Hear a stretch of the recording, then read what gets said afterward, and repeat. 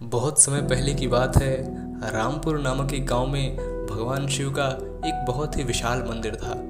उस मंदिर में रोज एक पुजारी भगवान शिव की पूजा अर्चना करते थे।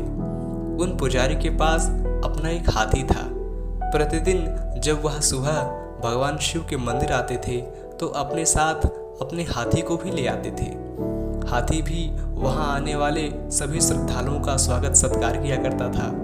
भगवान शिव की पूजा अर्चना संपूर्ण करने के बाद वह पुजारी अपने हाथी को पास के ही तालाब में नहलाने के लिए ले जाते थे और वापस लौटते वक्त पुजारी जी और उनका हाथी एक दर्जी की दुकान पर रुकते थे। दर्जी भी हाथी को बड़े प्यार से प्रतिदिन एक केला खाने को दिया करता था। यही दिनचर्या हाथी और पुजारी रोज करते।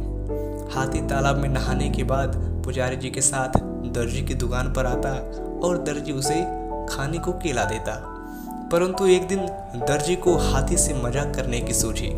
उस दिन पुजारी उस हाथी को नहलाकर दर्जी के दुकान के पास पहुंचे और दर्जी ने उस हाथी को केला तो दिया खाने को, परंतु केला खाने के बाद जब हाथी सूंड उठाकर उस दर्जी का धन्यवाद करने लगा तो दर्जी ने हाथी की सूंड में सुई चुभो दिया। हाथी जोर से चिढ़ाने लगा, परंतु पुजारी को इस बात की समझ ना सके कि दर्जी ने उस हाथी के सूंड में सुई चुभो दिया है।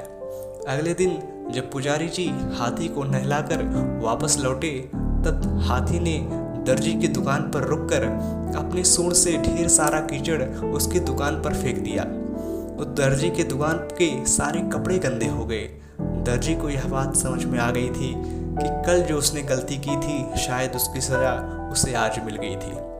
वह बहुत ही ग्लानि महसूस करने लगा और अपने किए पर बहुत पछताने लगा, परंतु अब कुछ नहीं हो सकता था। उसने आकर हाथी से माफी मांगी, परंतु हाथी वहां से पुजारी के साथ चला गया। उस दिन दर्जी ने यह कसम खा ली कि आज के बाद मैं किसी के साथ भी मजाक में भी गलत व्यवहार नहीं करूंगा। दोस्तों, इस कहानी से हमें शिक्षा मिलती है कि हमें कभी भी अपनी खुशी के लिए दूसरों को कष्ट नहीं देना चाहिए। आपने बड़े धैर्य और विश्वास के साथ मुझे सुना। आप सभी का बहुत बहुत धन्यवाद।